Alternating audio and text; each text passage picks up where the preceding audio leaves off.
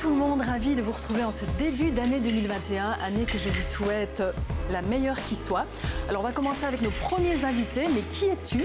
On va aller voir qui ils sont justement, mais je peux déjà vous dire qu'ils se sont réinventés pendant cette crise sanitaire. On y va.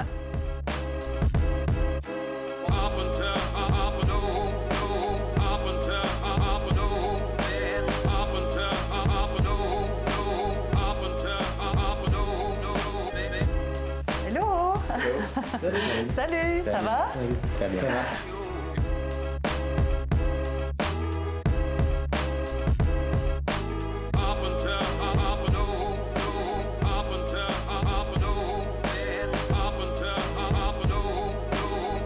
Super sympa, la collection. Moi, il y a bien 2-3 choses qui m'ont fait de l'œil et que je prendrais bien pour moi. Est-ce que c'est une collection permanente ou est-ce que vous fonctionnez comme d'autres magasins avec les saisons?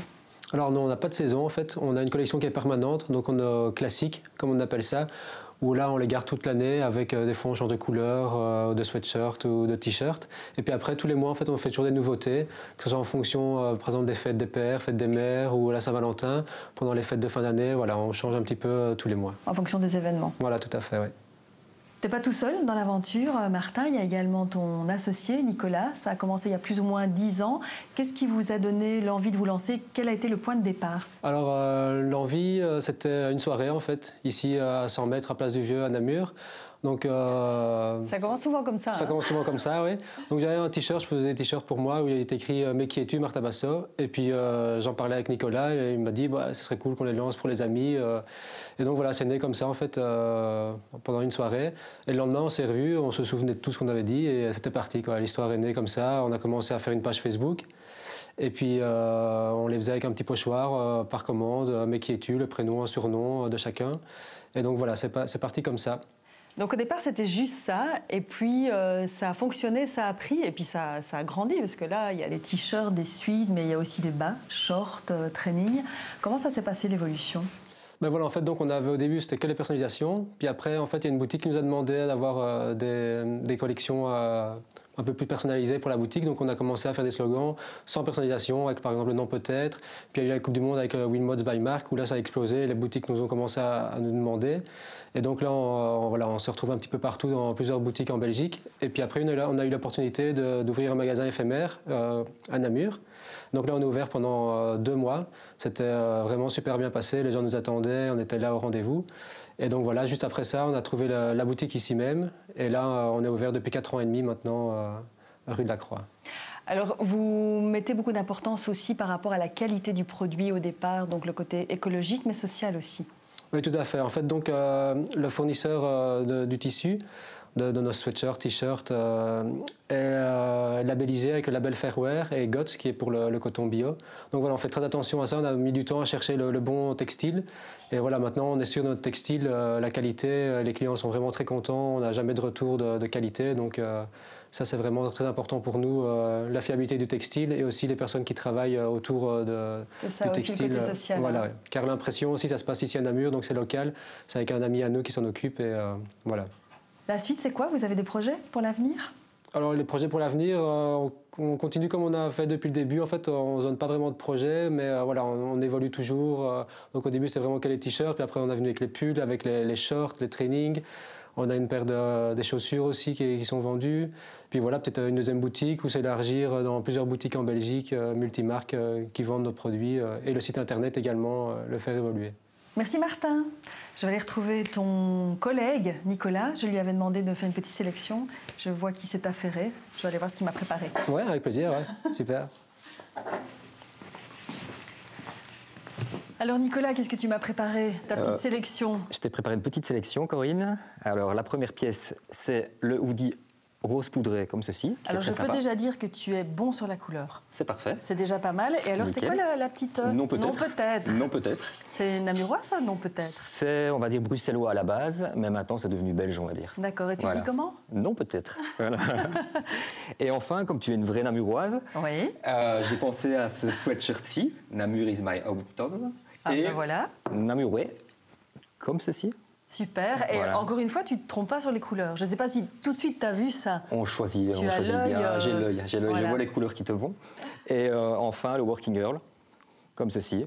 comme tu es une working girl. Ah oui. Voilà. Alors c'est sympa, si je peux me permettre, en fait, on a des modèles complètement différents. Là, tu as le modèle, c'est parce que c'est un modèle féminin, il est plus court. Tout à fait, il là. est légèrement crop top, Ouais. donc ça veut dire qu'il est un peu plus court, et la coupe est un peu plus ample. Super joli, et la couleur, c'est une de mes couleurs. encore bien en fait. choisi. C'est fou ça. Et pour ne pas faire de jaloux, j'ai pensé À mes collègues. à tes collègues, à Mathieu et Quentin. Ah bah voilà, et je leur ai qui ont fait petite, coucou. et je leur ai fait une petite sélection. Voilà. Ils sont tout contents là. Mais j'espère. Et alors, je me permets, hein, comme ça. Je t'en prie. Oui, donc là, on a un autre modèle, un peu plus masculin quand même que le premier. C'est unisexe en fait. Ah oui, c'est Il y a une partie de la collection qui est unisexe. Et voilà, comme ceci, même si c'est un rose poudré, ça passe aussi bien pour les hommes que pour les femmes. Super, très joli. Avant de voir un petit peu si vous êtes réinventé pendant cette période particulière de crise sanitaire, moi je propose qu'on découvre ensemble la petite séquence de David qui est parti voir Jean-Marie qui lui en fait apparemment s'est réinventé pendant en tout cas le premier confinement et même le deuxième. On regarde ça tout de suite. Parfait.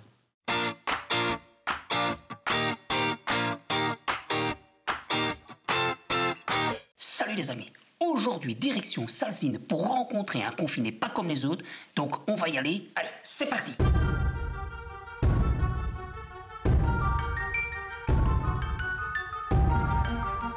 Jean-Marie, excuse-moi d'arriver en retard là, mais j'étais tellement absorbé par une lecture hyper intéressante, Ma vie de confiné, je sais pas si tu connais. Oui, oh, je connais très bien. Ah, tu connais très bien. Ah, écoute, on a les mêmes lectures comme je vois. Voilà. Écoute, comme on a perdu quand même pas mal de temps, Oui. moi je te propose qu'on entre directement dans le vif du sujet avec le question-réponse. Tu es prêt? Pas de problème. Eh ben, on y va. Bonjour David, je m'appelle Jean-Marie Antoine, je suis journaliste indépendant, je suis le patron et surtout l'homme à tout faire d'une petite société d'édition qui s'appelle les Éditions du Carnet. Alors les éditions du Carnet, c'est surtout essentiellement un magazine qui s'appelle Le Carnet du Collectionneur, ça tombe bien d'ailleurs. Et le Carnet du Collectionneur est basé principalement sur un agenda des brocantes, des bourses de collection, des salons d'antiquaires. Et donc forcément, il y a beaucoup de choses qui ont changé parce qu'il n'y a plus d'agenda et donc il n'y a pratiquement plus de revues. Je ne sais plus vraiment l'éditer autant que je le voudrais. Et donc oui, c'est assez compliqué pour le moment évidemment. Je me suis mis à écrire un peu par hasard sur Facebook la vie d'un confiné, à ma manière, donc avec quand même pas mal d'humour, d'autodérision. Et figure-toi que des gens étaient intéressés par ça, ont commencé à me lire, m'ont demandé de continuer. Et finalement, j'ai fait 50 petites prestations quotidiennes, jour après jour, du 19 avril au 7 juin. Et puis après, ils m'ont demandé d'éditer ça. Et je me dis, mais je vais faire un bouquin sur ma vie de confiné.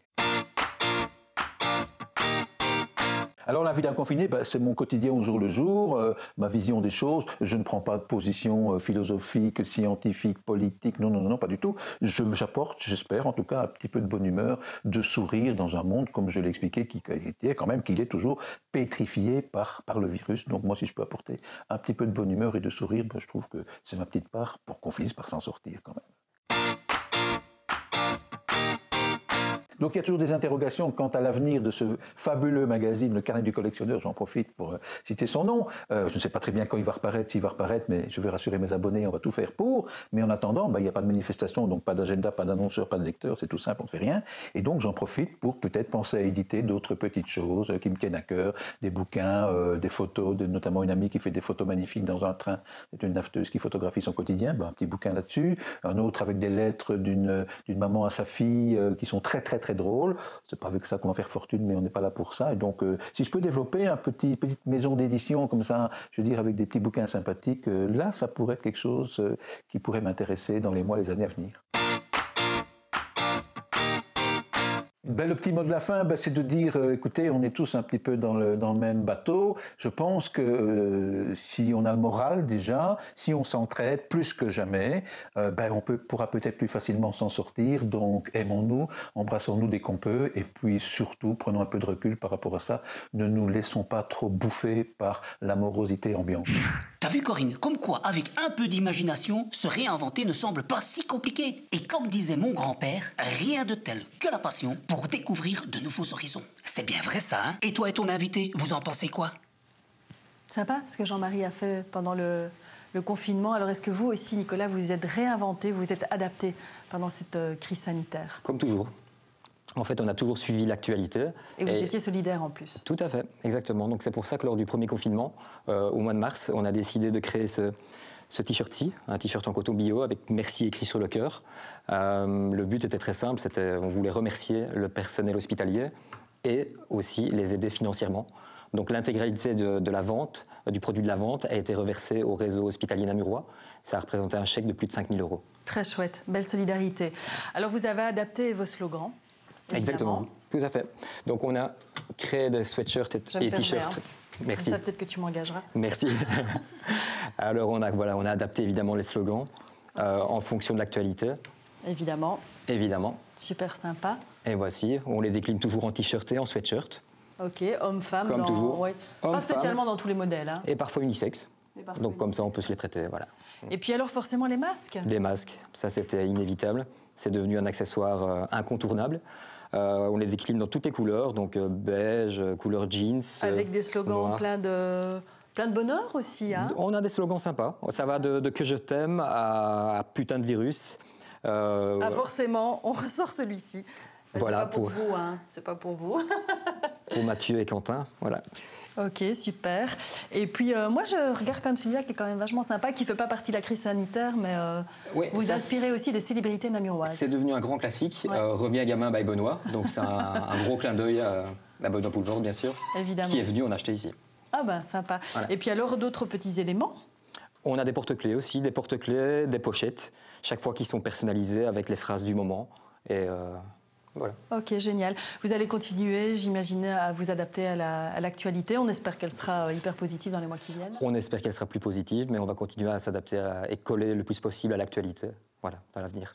Un grand merci, Nicolas. Merci Corinne. À Martin. Merci à vous de nous avoir suivis. Et on se retrouve dans 15 jours. Alors, dans 15 jours, je serai de nouveau en bonne compagnie et je serai avec une petite compagnie. Ciao!